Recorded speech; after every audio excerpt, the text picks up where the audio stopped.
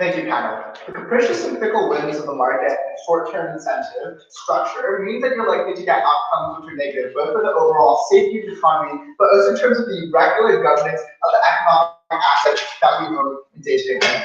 As such, we think that this is an excellent model at minimizing the risk factors and ensuring that you have a more equal spread of finance across multiple companies, and ensuring that the incentives governing those companies is more legitimate. 4 different things that you're going to get from it. First of all, I'm going to have a model and define the rounds over that. Then I'm going to move into some argumentation. First of all, talk about speculation, then talking about market failures and mitigating the effects of market failures, and thirdly, talking about the effects on longer run incentives. I may get to the discussion of diversification, if not, I will pick that up. So, in terms of the model, we think this applies to both public and private shares. It's a very basic model. When you purchase a share, there's going to be a lock that ensures that you cannot sell for 5 years. A specific mechanism can be figured out by the principle around is clear. So, moving into my first argument then, I want to talk about speculation. And before doing so, I just want to paint a picture of what the world looks like right now. Because I think it's important to note that unlike the past, people are becoming increasingly divorced from the companies that they invest in. This is primarily because of the fact of online trading. So the fact that you can rapidly trade now means that you have less incentives to actually stay with that company. It also means that you get access to information at a far quicker rate, which incentivizes the quick selling of shares. What had that led to? That led to a massive rise in speculation. And when you get the rapid trading effect that occurs leads to overinflation of value in certain companies. Why is that the case? Well, it's because oftentimes when you look at the economy, there are 2 different types of actors. There are active investors and there are index funds which simply track the markets. In terms of active investors, they need to beat those index funds and have to differentiate themselves in some way from the overall index of the market as a whole. That means that they are actively looking for new places to invest in and new ways in which to differentiate themselves. So when they invest massive amounts of money into a certain company, you get a massive increase in the value of that company, and that company looks hot. The problem is that there's a massive problem with information asymmetry. So when individual traders see this, they're more likely to put money into it themselves because they don't understand the underlying causes behind it. When it is hot, that leads to a lead into more people purchasing that asset in the belief that it will continue rising. Look at Bitcoin, where the entire faith on the system is not on the underlying value of the economic asset, but instead people believing that the value of it will increase. As such, I think this world is one in which you get a massive amount of that increase, both from individual investors and from large active investors who choose to profit the value of these different firms. How do we actually stop it when Mark said that fast? I think that we do 2 different things. First of all, we ensure that you can't rapidly sell and purchase on multiple shares. So speculative firms or speculative investors oftentimes make money from short-term investments on multiple different asset classes where they make multiple short-term trades to speculate. As such, that means that the profit margin that comes from specializing speculation becomes diminished, and therefore you have less incentive. But the second thing that's important to know is that it makes the value of that class more stable, that specific asset is going to be invested in by a large firm because of the underlying asset and great degrees of research. Because if you're locked in, you can't sell it rapidly if it goes wrong, and therefore minimize your risk. As such, every single investor has to look at the underlying value of the asset and therefore invest based on that underlying asset, which means that it's going to be more likely tied to the success of that actual asset. What impacts speculation when it goes wrong? I think speculation goes wrong when the value of it massively decreases because people understand that the economic value of the asset isn't actually as high as the share price is. They rapidly sell off shares, and as a consequence, many of these companies go bankrupt.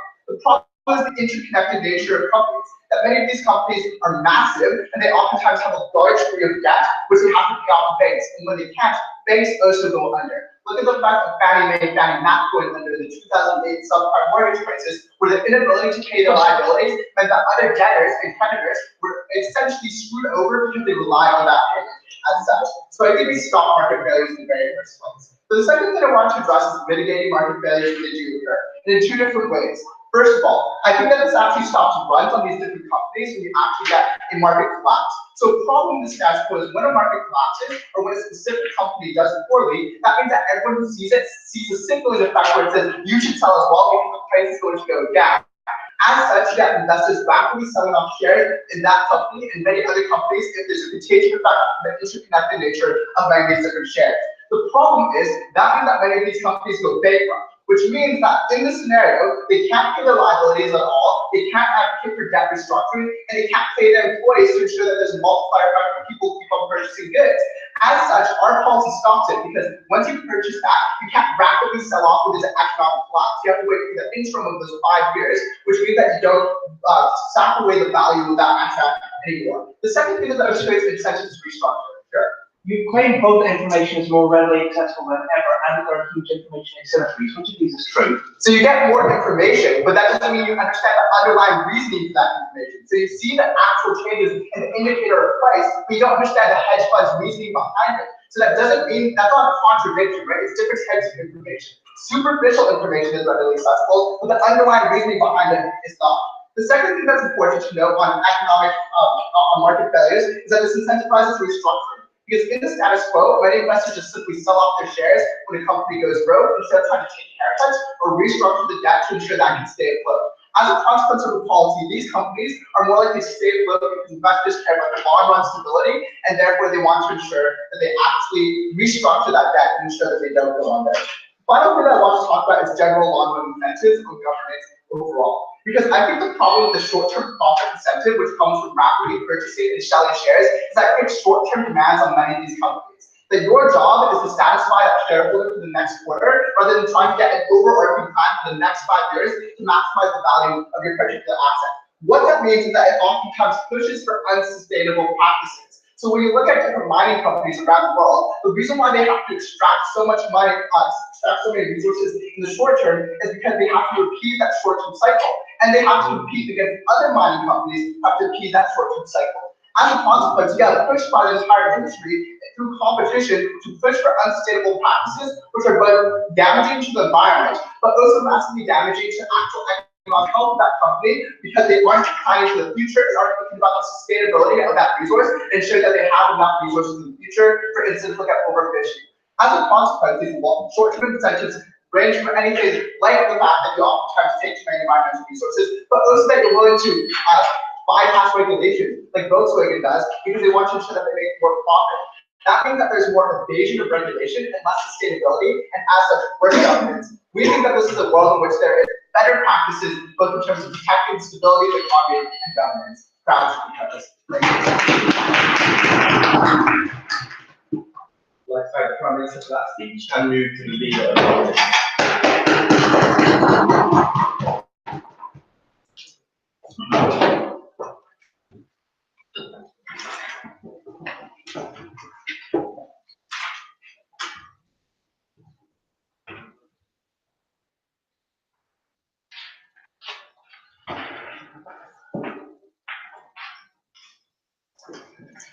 So the opening government proposal is a suggestion to use an incredibly blunt hammer to crack a highly specific nut. I want to explain why opening opposition we think there are preferable alternatives that fix the level of, that address the economic issues they identify with a high level of granularity. They don't require a specific solution, which wasn't discussed in much depth in the previous speech. Firstly, let's talk about what we stand for. I will then argue that this is bad for investors and harmful for companies, with one point of rebuttal against the opening government. So firstly, what do we stand for? So we think in general that there are specific problems created, not with the trading of shares per se, that's not intrinsically bad, but when there's a particular high volume or high frequency of trading that leads to visibility in some specific markets, some specific companies.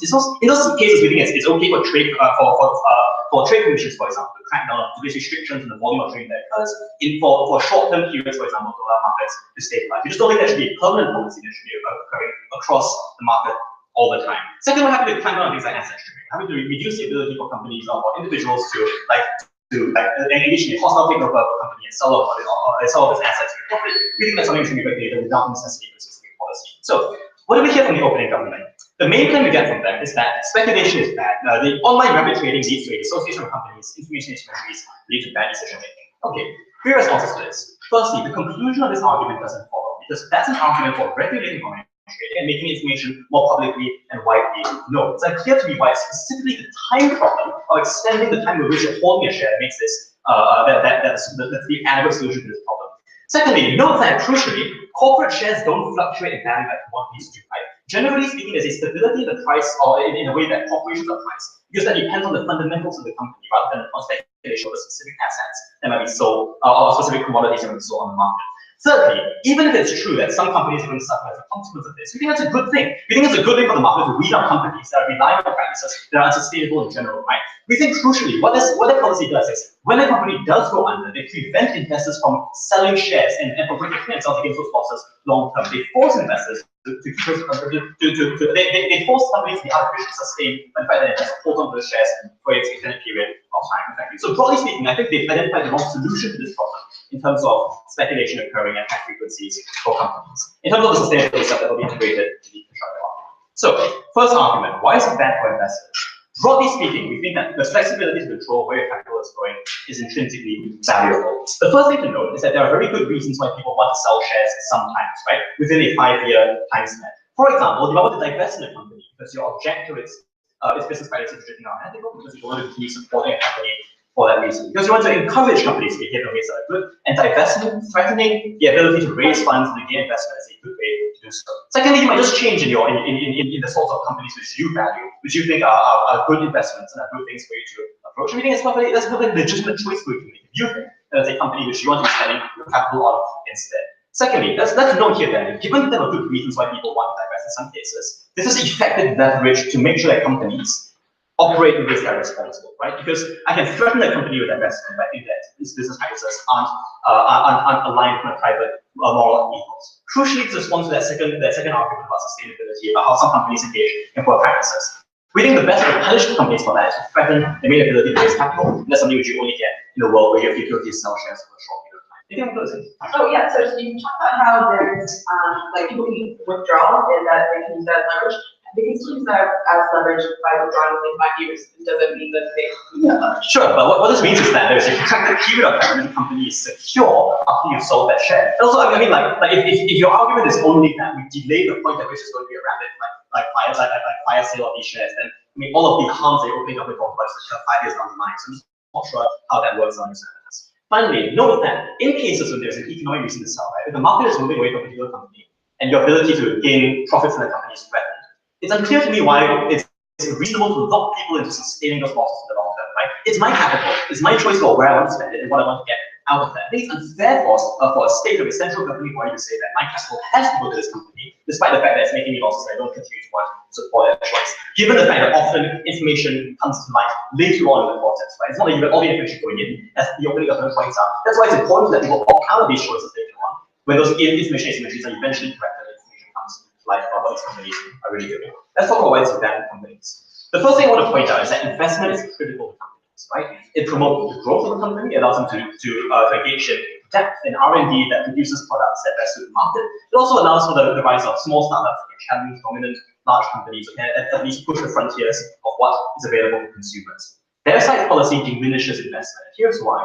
There is a group of investors who are going to hold the shares for a long period of time anyway, right? There's also a group of them who aren't sure about the future of a company, who want to make sure they cultivate a diverse portfolio and are willing to sell off stocks or sell shares if that company doesn't continue to be profitable for them. On their side of the house, you discourage investment in companies whose prospects are promising but not certain, because there is a high risk if we lock into a share to hold on to shares in a company that isn't profitable going into the future. So in one respect, you diminish that sort of investment. But secondly, you discourage companies in some cases from going public, right? So we think there are some benefits to companies going public. There's accountability because people get to, you force companies to become more transparent, to open their books to the general public. You make it so that individuals can make decisions over the way that companies operate. It's generally good to keep them transparent, to keep them accountable. On their side of the house, in a world in which the benefits you get out of going public in terms of raising capital are outweighed or are diminished relative to the cost that you bear in terms of transparency, in terms of how you put your books, you discourage companies from taking that action. That leads to them becoming less accountable in general. That again responds to the argument about sustainable practices from their side of the house. Finally, this is very crucial. The opening government case is focused on a specific range of scenarios, right? Where there are economic instabilities and crises.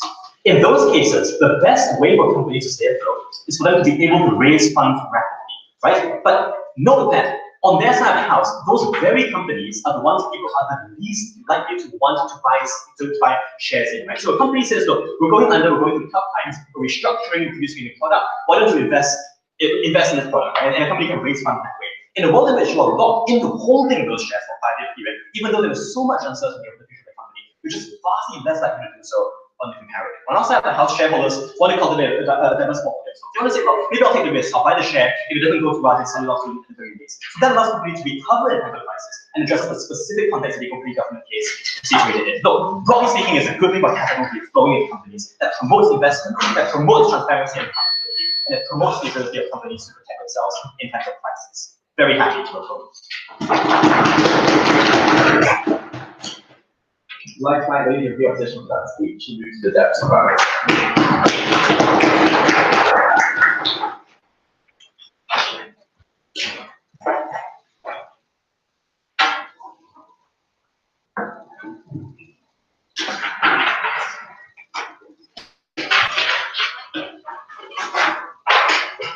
I'm going to talk about two things in my speech. First, I'm going to engage the idea of economic stability during upswings. Second, I'm going to discuss economic sustenance during downturns. First, on economic sustainability during upswings. What did Jason bring to the table? And we surprisingly got a very little response coming from all. He told you how to prevent speculation, and the important part of this is that active investors often want to beat passive investors, and this creates kind of cycle. Because when active investors engage in the stock, this causes the stock prices to rise, passive investment then follows suit, and active investors trying to beat the kind of passive investment creates a kind of bubble, ultimately leading to huge economic downturns, possibly, if this bubble were to burst. The comparative provider downside is that they no longer speculate, they take more knowledge about this asset class because they have to hold on to it for 5 years. So it's quite a simple argument. What do we hear coming from all responses? They claim in order to prevent speculation, all we have to do is give more information. The trouble though is that there is already the status quo. In the status quo, it is possible for you to already get a lot of information about this company.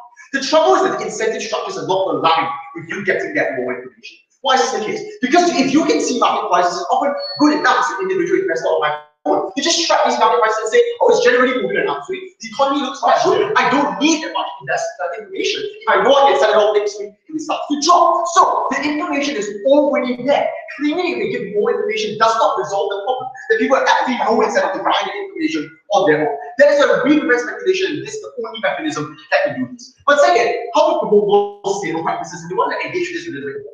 We told you currently there's an incentive to sell these stocks very short term and then we do sustainable practices because we want the company to only engage in short term profit sharing rather than long term gains, which means just what happened when you have to hold on to a company's stock for 5 years. What was the response? They say you can use divestment to invest, or you use divestment as a leverage, right? So that you can pull out this company in order to claim you can change practices to be more sustainable.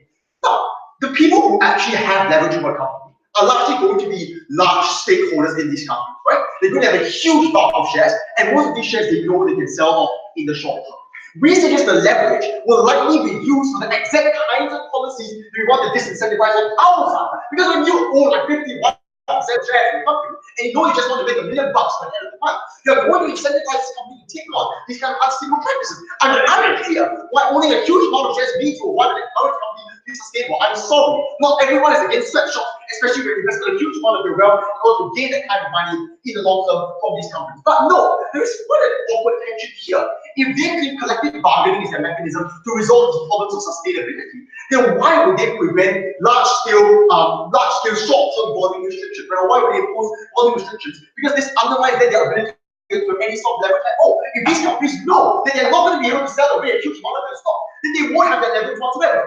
Either you have a mechanism that restricts the flow of stock, or you don't have a mechanism and therefore you admit the without mechanism to create sustainable practices. The 5-year restriction is on our side, perhaps a little bit arbitrary in terms of the timeline, but we think generally it's quite okay in principle. I'm going to bring you a little bit of a new idea here about diversification. An important thing to note here is that Darren's idea about startups and investment into smaller companies, which are more risky, is a little bit misguided. Because the majority of investment into these companies don't come from corporate shares, right? Because they haven't IPO yet. There is the bulk of startups. Today, a lot of startups like Uber has an IPO either. How do we encourage investment into these startups to actually allow for economic growth? We suggest that equity currently has an intuitive appeal because there is ability to sell off very quickly. So a lot of simple investors like me and you, but we just want to get into equity because we think we can generate some degree of short-term gains. The problem though is that means there very often is no economic spread in other asset classes like SME loans, for example, which only really yield returns after a year or 2 years of investment. What do we do on our side? We reduce the intuitive appeal and create a more fair spread across different asset classes within the economy. That is how we incentivize people to get into startups because they go into SME loans. What do they claim on their side? We disincentivize these companies from going public. Why? We don't think that necessarily is a bad thing if they're able to sustain their company and do well without going public. Not sure why being public is necessarily a good thing. But second, more importantly, a lot of these times your ability to invest in these loans often have asset conversions when they actually go public. So a lot of the time, major investors into these companies, when they lend to SMEs, for example, take on a huge stake when they do go public as well. So that this incentive doesn't really exist insofar as a lot of these investors will continue to be investors even when these companies go public. Real diversification and growth in these companies, we suggest that we encourage greater economic stability during upswings. We think we take this one. Second, economic sustenance during downturns. The trouble is we spend very little time engaging this idea, even though it has probably the greatest implications in this debate. One, this is a theory that we prevent runs on companies. Why is this the case? Because very often we see cyclical downturn cases, right? Where an individual or large group of investors start selling because they don't believe the company is going to do well. Hold on, but ultimately then it causes other investors to start selling, eventually causing the company to lose a bulk of its funds. Before I show you why this is completely bad for you, Did economic recessions occur before the advent of high volume trading? Yes, but a lot less. We think that economic fluctuations are happening a lot more now simply because of this kind of high volume trading and a lot higher speed trading. We think that is just factually true. Moving on, cyclical cases. Right now, the problem with this really is that it hurts those individuals that are tied to companies. And the important part is not just those investors who have a choice whether or not they want to invest. Because they might advocate for the choice of these investors, but there are large group of individuals who are tied to companies who don't really have the choice to decide how investors are going to make financial decisions for them. These are the employees, these are people that lend to these companies, not necessarily should stop, but as individuals who believe out of good faith that this company is going to survive. People who actually depend on these companies believe. So when they think we want to prioritize the free choice of some possibly quite rich investors, we suggest these individuals who are tied to companies are a lot more important. We want to prevent ones on our side. What was their alternative? Now their alternative was rather an unpersuasive thing. They said that in times of downturn, these companies are no longer able to raise funds. Okay, panel, I'm just going to ask you to just think about which is more realistic, right? That people are going to want to sell the stocks that they have in an economic downturn in a company that's been failing, or they're looking out for some new investment in a company that is showing constant drops in their profit and trying to attain some sort of, some golden egg in the time of economic downturn. I'm unclear why the alternative is any more persuasive than saying we want to prevent one's experiencing some degree of stability. What else did Jason tell you? We know that especially in terms of economic downturn, it is very easy for companies to just say, okay, we're just going to go bankrupt, we're just going to give up on this product. Especially because the people who are making these decisions often have their own funds that can buffer themselves because they're in high positions in these companies. What do we incentivize from our side? When we have a lot of people invested in these companies for a period of time, we incentivize the restructuring of debt. That means people who are tied to these companies are not as hard hit. Employees still get to keep their jobs, then they still get to have some prospect of getting the money back. At the end of the day, what we do is we buffer our downwards and eventually cause at least create some degree of economic systems during downturns, but wait for some rich investors' choice if we need to protect the most vulnerable society from.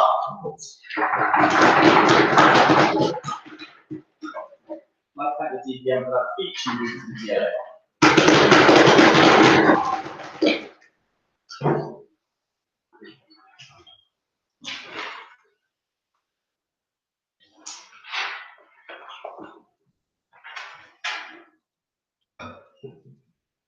We get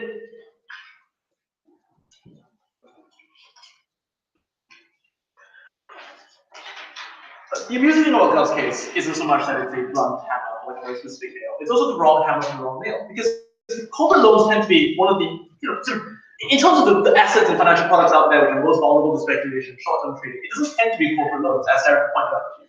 And presumably, that side, if they're going to do this, only shifts the incentives for the same group of investors looking for the same types of returns, the same type of investment patterns into those things.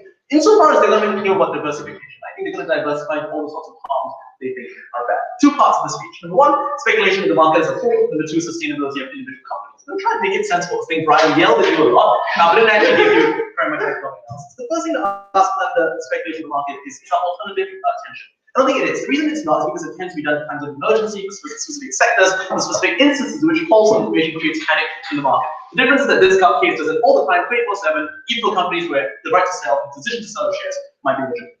The second thing to say is, will this spread into other beneficial loans like SMEs? I mean, SME is a nice word. I'm not sure to give you a reason as to why we go to mom and pop shops looking to expand. If anything, if the incentives of investors are truly to do high volume trading because of things like corporate incentives or Goldman Sachs or abroad, then they're not going to go into these things either way. the alternatives that are going into are going to be things which do shit for the economy. For example, commodity options and betting on the price of grain in the future. This is one of the things that one of these cryptocurrencies did. It's about making bets on things like government bodies, like the government of Venezuela, as we found out in Oxford IB, and as to whether they're going to survive or not. Because those are the types of things which generate very similar things, but crucially have none of the benefits of stimulating the economy on outside the house when you do put this money into corporate bonds instead. So thank you. Opening Guard made 3 arguments on this. The first they said is you can no longer rapidly buy or sell. I mean, as Darren told you, it's not like they're doing so at the moment. And the reason for this is because very often, thank you, corporate prices are quite stable because you do need a long-run return in order to sell them off. I.e., you need for the company's fundamentals to get better for the share price to meaningfully improve over a certain margin and hence sell it. And that improvement only happens over 1 to 2 years or a couple of quarters, so there is no high volume trading in the space of an hour because no one's projection of like craft is going to improve in the span of an hour, so there's not much of a margin to be there.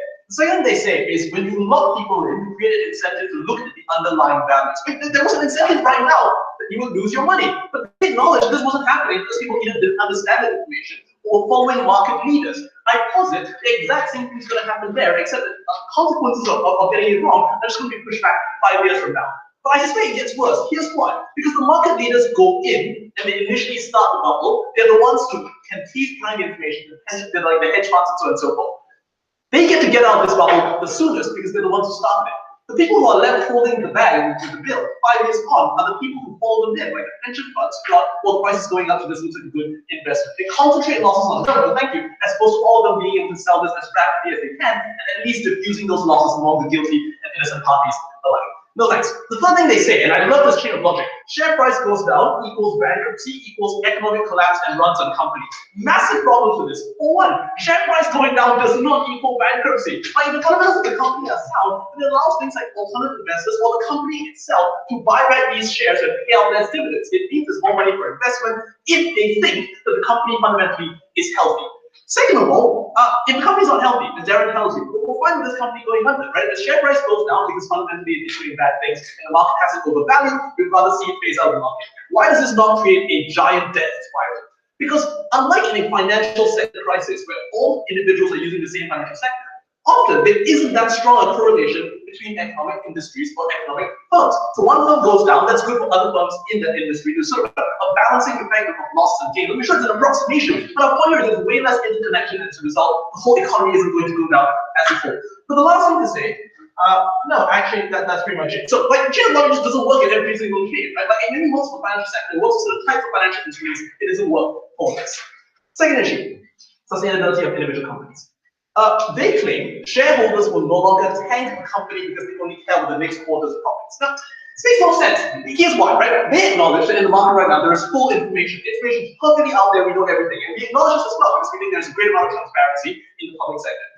If you do something as a shareholder, like take out all the dividends this term, like this quarter, leave the company with absolutely nothing left. Like, by the time you try and sell that share price and then sort of, get back your money from the shares you own, those share prices are worthless. Because what is everyone knows in the market that you fucked this company over, no thank you. And so you might gain in the short run from stripping the company of money today, but the countervailing effect is when you try and sell those shares, everyone knows you've done that, and as a result, you're not going to make money, you'll make a massive loss on that instead. If anything, that's why investors right now who own corporate shares have an incentive to keep the value of those shares fairly high, no thank you, by making sure that the decisions of the company are sustainable. But here's the second bit of offense we told. The reason it's sustainable is because of things like the investors, which can happen instantly, immediately, and en masse, as opposed to, by chance, the number of shares that are held by people who haven't happened to buy them in the last 5 years.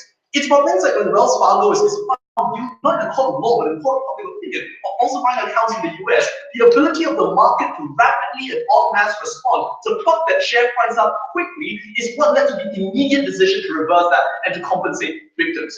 It might happen in 5 years, but that's fucking late. By the time that happens, we get that justice way sooner. Go ahead. We claim to you that there is asymmetry that people don't care about and they don't try to find out more. Our policy means that you're more likely to have large hedge funds actually investing in the first place, leading to less of this problem in the first place. And meaning that the hedge funds know they can still gain market because everyone else is stupid. So they'll go in first. People will follow them in for the psychological reason you mentioned. But because of the 5-year rule, the hedge fund gets out first as well, leaving those people with the bill. Last of all, the only, I guess, plausible response to this whole divestment thing is they say like, oh, it's rapid trading and stuff. But if it's rapid trading, that hurts their case as well. Because if you have no influence on divestment, you also have no influence on being able to tank the sustainability of the company going forward. There's a lot of stuff that Darren tells you here as well that gets very minimal response other than, haha, this doesn't seem plausible. For example, he says, startups haven't IPO'd yet. Yeah, our point is they no longer will. The next Uber isn't going to go public, losing all the benefits of public transparency and accountability and regulation by federal and financial regulators in the status quo. Last of all, they say, yeah, it seems unlikely that the company will want to raise new funds if it's already struggling. I know this sounds counterintuitive, but the point is this, if you're a public company, you can't, like, it's not always viable to take on more debt, because doing so just hurts the share price. What you want to try and do the best alternative, and really the only one this bench offers, is to try and sell more shares, admittedly at a lower price, but back with a promise of a recovery. That can't happen. Sure, it's not perfect, well, the comparative, but taking away and squeezing out the only real means that struggling companies can raise more funds in order to survive in the future and counter that next project succeeding. Regrow the economy, like all the spin-off benefits of that are massive, very profitable.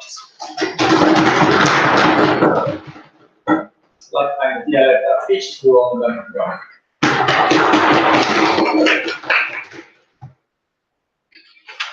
Well, in the open cap, we've had a lot of conversation about like what's the way we impact the market and shareholders specifically. What David and I are here to bring to you in today's debate, which is uniquely different from our open government, is that we think that the information asymmetry that they're talking about is important. But more so, we think that the access to an equality of opportunity for all investors within a market is going to be uniquely what David never needs to be. The entire first half of the debate has been about these hedge fund owners and the long-term stability of the economy. We're interested in that, but more so we're interested in the long-term wealth and prosperity of an entire population. So I'll bring you 3 points into this debate. First, I'll talk about changes in speculative attitude and businesses' decision-making processes. Second, I'll talk to you about why having more investors in the market leads to economic stability. And thirdly, I'll bring you why economic stability allows for a myriad of social benefits that have not really been covered in today's debate.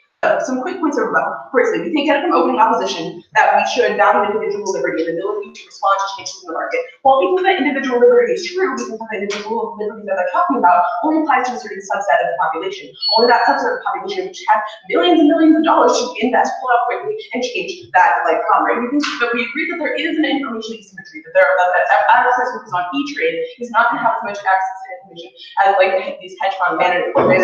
However, we think that it's not that the information is the problem. We think that the information problem is being fixed in status quo. We think that the problem is the ability to get in and get out really quickly, which we think unfairly benefits those hedge fund managers who are at the top of billions of dollars and are not going to lose that much, right? We think, additionally, that when they talk about weeding out bad companies, we think that that's probably a good idea. But what they want to do is they want to rip the Jenga block out of the Jenga tower and collapse the whole thing. When we talk about speculative markets, we have to see that slow and gradual change in modification is the way to have long-term GDP growth. Right? That's the data that I'm advocating for today's debate. One last strange point of rebuttal, considering that the DLO was entirely rebuttal, we think that they asked for no, thank you. We think that they talk about hindsight and how if you were able to get rid, or if you sell the stock in 5 years, then it shows that the stock is not valuable. We think that the converse, however, is also true. And you need to take into account that if somebody invested in this measure and keeps it for 5 years and still keeps it, it shows that that value is also increasing in their economic estimate. All of their points of rebuttal will be embedded. So we think that the change in speculative attitude will lead to a beneficial change in the decision-making process, right? David is going to tell you a little bit this. When we talk about investing in stocks, we think that research and understanding is important. Both we get a lot of contention on the top half about whether or not we should. There is currently an information asymmetry. David and I are probably pretty sure that there is. However, we think that this informational asymmetry that open government is talking about is usually happens because of insider trading and things like that. We think that with this policy, we will be opening the market up to larger individuals to invest in corporate shares, which is going to be beneficial because they then have not only the information, but they also have the power to act on that information, right? This is the key distinction that I want you to make in today's debate panel, because it is the ability to act on that information that is currently within the status quo. So we think that when we watch the example of Ethereum, and when that type of speculation happens, we think that it is usually those people who everybody has asymmetrical asymmetrical information. It's the power that's important. We think that the same thing happened in the Danish tulip market, where tulips became so valuable, they went from $3 a bulb to $300 a bulb, really because people thought that they did, right? This is the type of speculation that we're talking about, and those people who have lots of money to start with are going to be able to play with that speculation, right? And the rest of us who don't have so much money are merely On this point, no, we are merely the pawns in this type of game. So actually, I'll take you now. yeah, okay.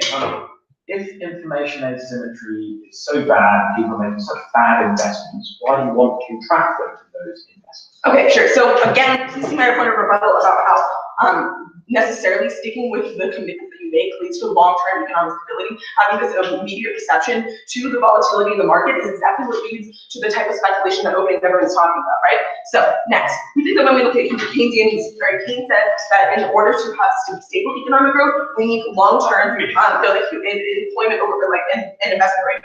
That when you have this type of policies, and you need to point that either you like switch from having a diversification for individual portfolios from being largely stock oriented, especially if you're younger, to being largely bond oriented, which is something that you don't want to get, right? If we have more people investing in bonds and disincentivize corporate investment, we think that will lead to increased governmental revenue. This increased governmental revenue will lead to better fiscal policies for whichever government you're in and an expanded middle class. This is pretty important because an expanded middle class will be able to engage with the market in ways that have never been seen before. This, in fact, if you expand the middle class, will give them the money and the ability and the freedom and the security to invest in these types of stocks and corporate shares that they've never had before. This is an introduction of an entirely new set of people into the market, which is going to lead to long-term economic growth, right? We think that if we continue along the trend that we currently are, we're going to lead to transparency is going to continue to go down, and we think that the market will continue to be volatile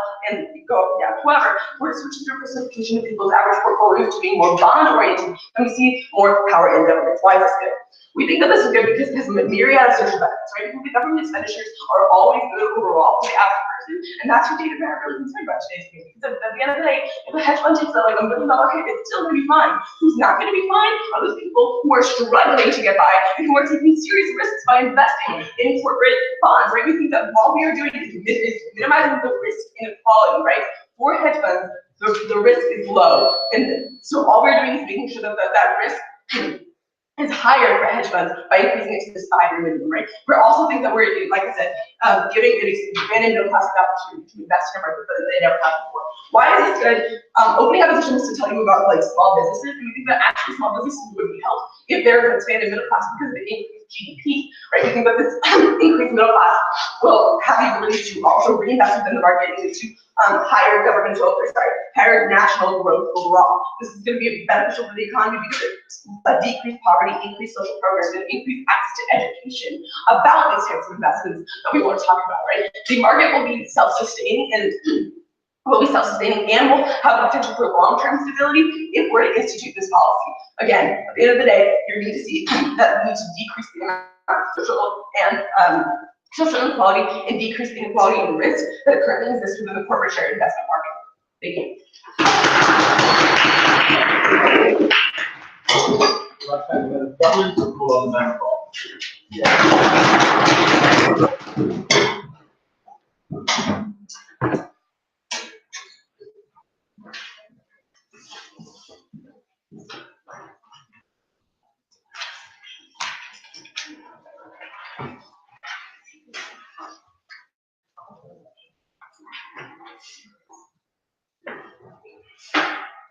Ready?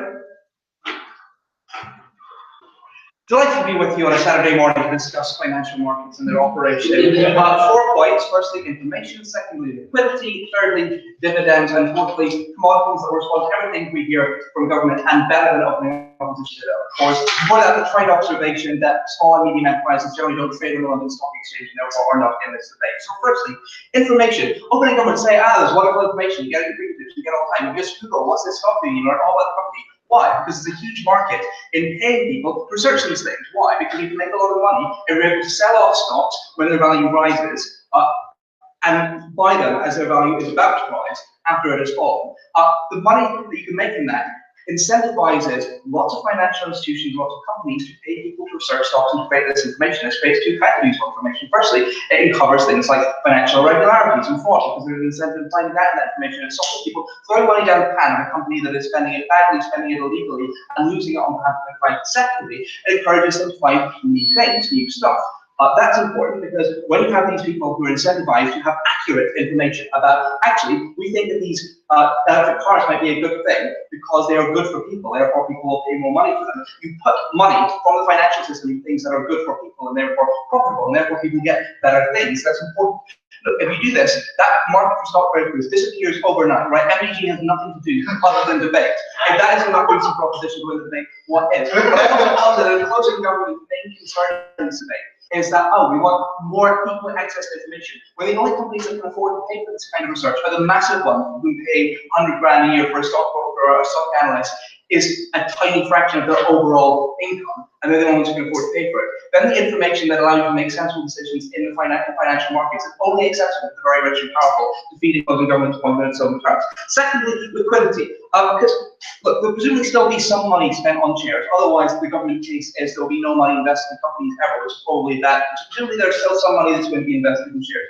Problem is, you now can't lose that money. You cannot convert that money into cash at the point in time that you need that cash. When the economy is starting to go downhill and you have these debts to pay, you can no longer solve those debts by getting rid of these shares. You have to wait another 2.5 years to sell them. That's problematic. Imagine 2007, if companies, and like every company, like major banks, major financial institutions, major hedge funds, locked into construction companies could not turn those construction company shares into cash and they needed to pay off their debts. Then the people to whom they owe money, or any company that's hedged needed to pay off money, any company that's stock and needed to pay off money, is no longer able to pay off that money because they can't sell that share. So the company they owe money to also has financial difficulties and they can't sell that shares either. This is how contagion happens in the market. This is how you get a domino effect with the inability of the fact you can convert your access to cash. Means that a small ripple in the market that means you need more cash that you're not able to solve for destroys companies simultaneously across the market. That's how the economy falls apart. It seems completely perverse to lock people, given the bad information the government thinks is out there, despite there being lots of information, to lock people into bad decisions because the government's trying to add to the OI.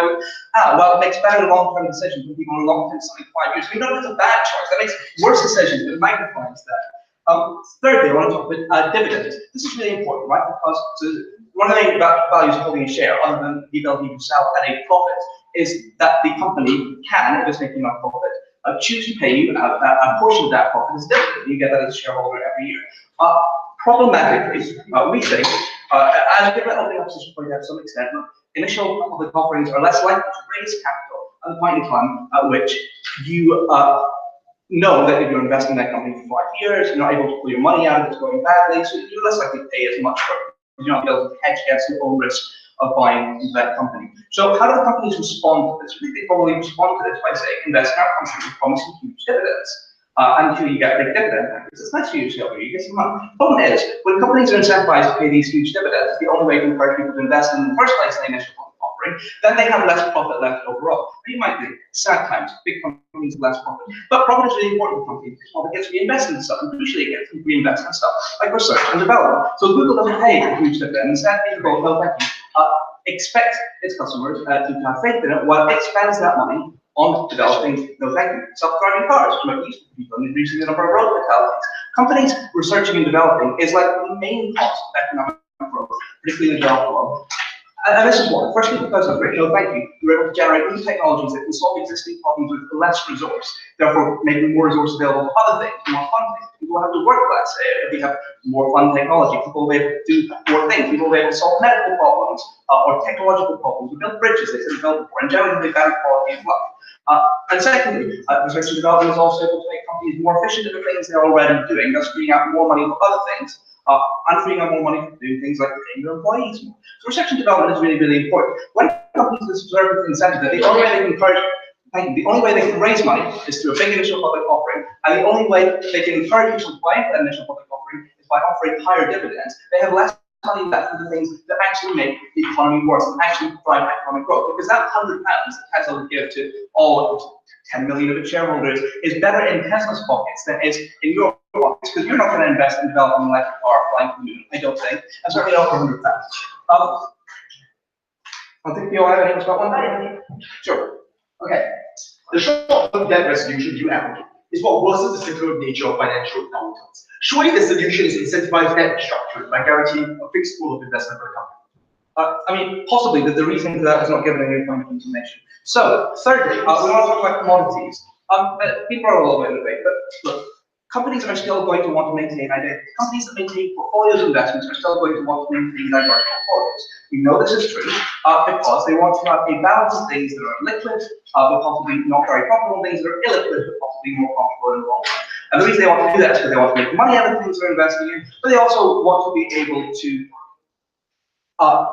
avoid falling into difficulties and be able to restructure their portfolio if they need to. Now, presumably, they will no longer have an optimal portfolio and be able to hedge against risk as well as they could at the moment, meaning they're more exposed to risk. Why? Because if it wasn't beneficial for them to invest in company shares now, they wouldn't be doing it. If they are, that implies that it is useful to them. So that's the next best step. Closing government's claim is this is government bonds. No, because government bonds are way on the other side of the spectrum. They're very, very low risk and very, very low return. And they're more like holding cash than holding an asset. More likely to invest in commodities, things like oil, things like wheat, things like coal. That's problematic for two reasons. Because you're transferring that volatility, because it's the only way, because the same volatility that you were using in shares before now transfers to commodities. You want to sell them quickly to exploit advantages. Problematic for two reasons. One, there are fewer commodities than shares, so the more people are exposed, the more people own them, and their price goes up and down, the effects of opening government talk about it worse. Secondly, because they're more connected to people. Not everybody is connected to the share price of BNP Paribas. Not every company is connected to the price of oil. But it fluctuates more, their costs are more difficult to deal with. Very happy to oppose. Like to have a position of that speech, you pull on the government with.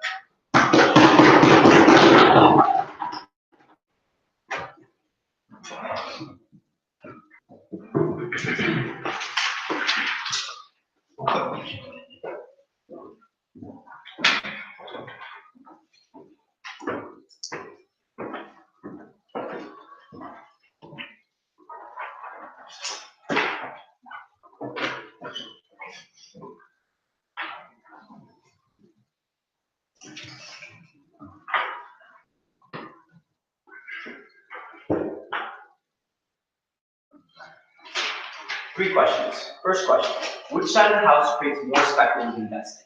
Out of open government, we say we get that active investors follow superficial information, which leads to either speculative investing or dumping of stocks. This is problematic mainly for the reason of prevention or retention of market players. Open opposition tells us that corporate shares don't fluctuate because large share investors don't buy and sell stocks frequently. We believe that the stakeholder that has been focused on in the opening part of this debate is wrong, and that the stakeholder that should be addressed is not the billionaires that have the ability to invest and take the hit if this investment does not pan out, but as the individuals who are in the middle class, because they have to hold investors accountable for their decisions, which leads to allowing shareholders to sell shares at the drop of a hat, which is speculative logic that leads to recessions and the prevention of these failed markets.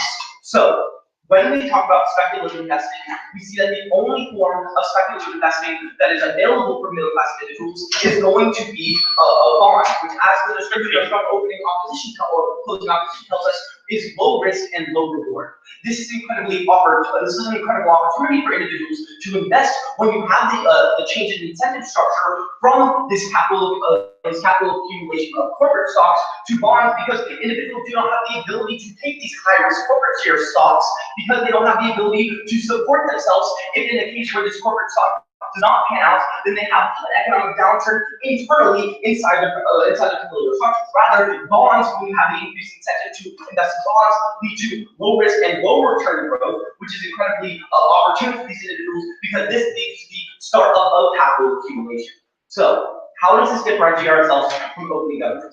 Out of opening government, we get that specific assets lead to an increase in research for individuals, and that this increase in research leads to the decrease in information asymmetry. The focus of opening government is on this information asymmetry. But where we differentiate ourselves from what Gillian specifically tells you is that when you impose this block, this 5-year block, that corporate stocks do become only available to the rich, and that the incentive structure is going to be changed. But before I get into the second question, I'll get back. Sure. So the return on a treasury bond is about like 0.5% over 5 years. Do you think that's a good economic growth rate? First, yes, I do over that course of that 5 years for a low risk investment. But second of all, you talk about commodity investing, which is still going to be beneficial for these individuals because commodities are always going to have concentrated value. And second of all, commodities are less speculative investing because commodities because of the reason that they need. So let's jump right into the second question in today's debate, which is going to deal with liquidity and capital accumulation. So, what does that half of opposition tell us? They tell us that when you impose this law, that there is a decreased incentive for liquidity. Essentially, that capital accumulation is going to lead to further capital accumulation. And this is the problem that we are trying to address out of that half of government, and that blatantly just goes unresponded to. The only response that we get to the changes in speculative attitude is that we are trying to deal with the equal access to information. But this is egregiously misrepresenting our case. We are saying that we are trying to go and have equal access to opportunity. What you give as a check response to argument is that it is only available to rich individuals. This is the problem we're trying to address. Hedge funds deal with corporate shares. Effectively, when you deal with corporate shares, individuals who are not part of this corporate shareholding firm, this hedge fund, are going to try to model after this hedge fund because they believe that that is the way to accumulate capital. So, when you have a decreased incentive or a decreased information of that hedge fund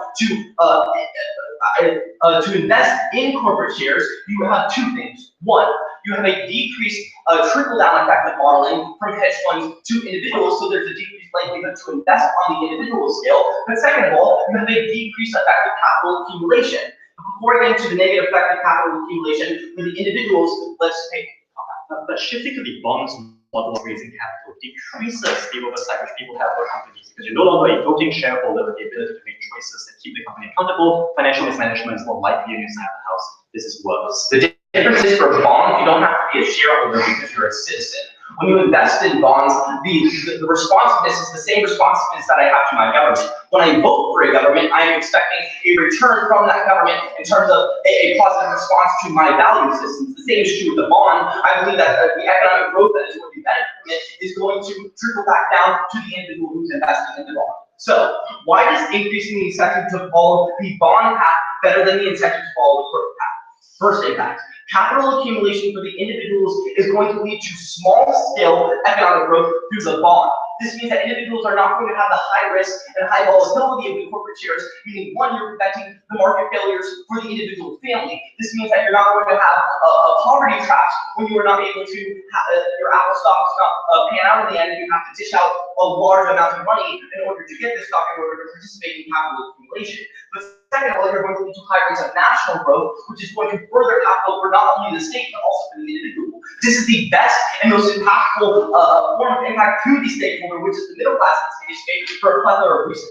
The first is you're decreasing the ability for capital accumulation to the top 1%. This is where we're directly engaging with back capital opposition, because we believe that capital accumulation is the worst form of democratic corruption, because this is when you transfer democracies into oligarchies, where individuals who are in the 1% have the ability to accumulate capital by investing in highly volatile stocks, and then a week later pulling their stocks out, and then taking that $1,000 profit, and then completely reinvesting it, effectively separating and increasing the income gap between the bottom 99% and the top 1%. This is what the time is in. This is where the time to concentrate power will be oligarchy. But directly contrasting Julian's point on the increase in democratic social structures, you're going to get an increase in social safety nets, because when you have more capital accumulation for the middle class, you're going to have an increased ability to democratically participate. But second of all, you're going to have a decreased form of income inequality, which leads to two overall things. The first, stems from national growth as a form of a decreased poverty in terms of increased social structure and increased social apparatus that is going to help individuals in the time of dire needs. But second of all, you're going to have the decreased income inequality between the top 1% and the bottom 99%. Because A, the 99% now have the ability to grow with the bond path rather than following the volatile path. But second of all, when you have a decreased incentive for individuals in the 1% to take this volatile path and to accumulate capital at an exponential rate, thus closing the gap between the 1% and the 99%. For the aforementioned reasons, vote in terms of the stakeholder.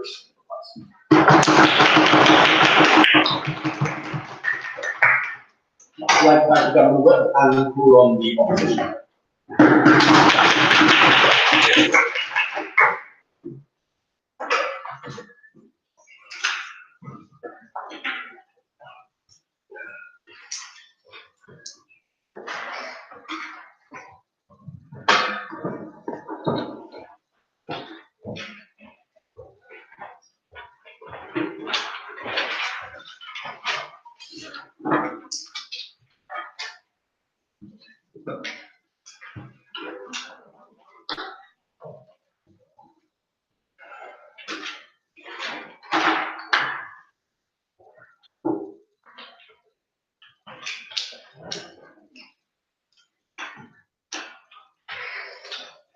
I think there's a common thing in economic debates where people lose sight of why abstract things like growth, decline, stability actually matter.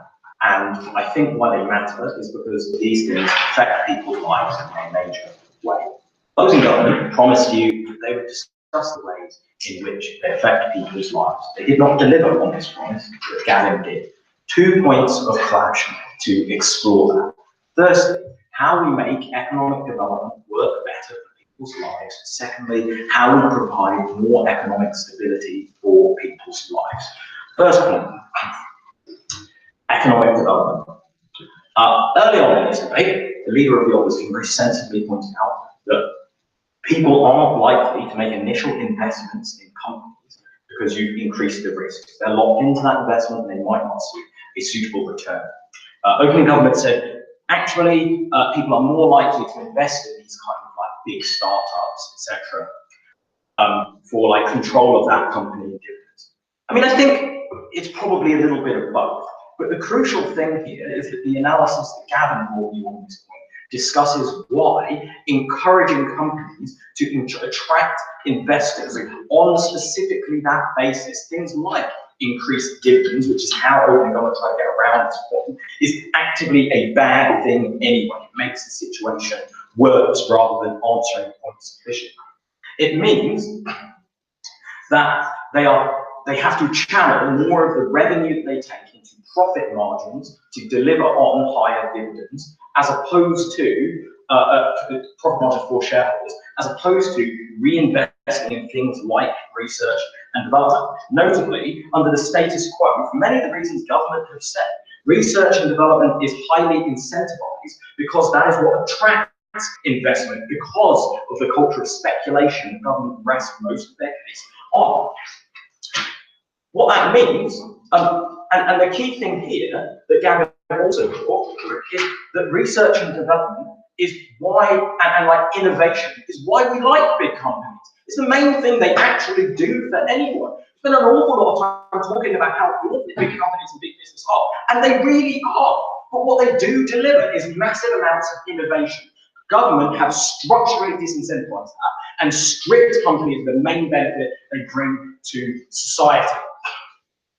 Like reducing the amount of work people have to do, increasing the amount of safety in everyday life, things like driverless cars, and also bringing like innovations to the developing world to increase the efficiency with which we can help people. Notably, those three things all unanswered by closing government.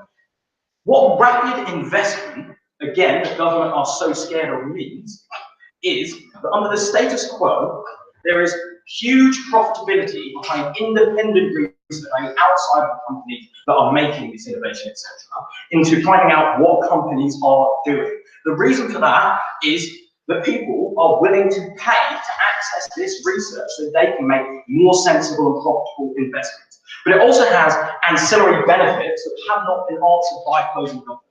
Firstly, higher amounts of fraud visibility, meaning that these companies actually deliver good for people in the ways they are supposed to. Gavin mentioned this point, totally ignored by closing government. Also, a greater oversight from the general public on what innovations are on the horizon, how they can interact with other opportunities, such as domino effect innovations as well. I'll take opening. Okay. Occupants claim that volatility will be transferred to other markets rather than IPOs and equity, but surely the incentive to invest in equity is a quick balloonist entrance and exit, then your volume restrictions on the front half will create the same volatility transference, but none of our benefits and diminishing your benefits as well. There was a lot of like, this will happen on both sides at that point, so I think it was a little confusing. I'm gonna hope not just for me. What I will say is that I think this is a direct link to the point that Gavin made about transferring volatility to other more important markets, such as commodities that people rely on for their everyday life. Insufficient response on this from closing government, that people invest in bonds instead, because as they say, bonds are low returns, so it does not meet the underlying problem that what people want is a quick profit hit from a short-term investment. All it does is shift where people try to get that investment from and infects markets like food and farming with the kinds of negative effects that government are so worried about, where government is in fact completely dependent on. We would rather, we think that has various benefits in stocks and shares market. We think it would be negative to make it leak out of there. What happens under the status quo is that it is contained there. That is one of the things that has the greatest impact on people's everyday lives. So, second point of clash, which that was kind of the start actually, about economic stability. Closing government gave you a few reasons why economic stability is a good thing. And that's something that closing opposition is willing to concede. What we think is that government are very poor at delivering this good thing. How's that then? Opening opposition bring up another extremely good point about companies being unable to save themselves with the rapid removal of shares when things are starting to turn bad.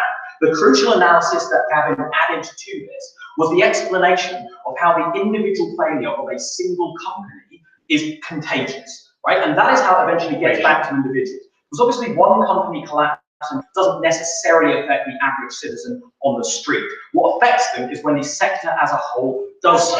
The contagion effect is contingent on companies not being able to meet their obligations to each other, not being able to meet their obligations to citizens. A lack of liquidity would allow them to meet that. What this proposition does is enormously worsen that lack of liquidity, increase the contagion effect.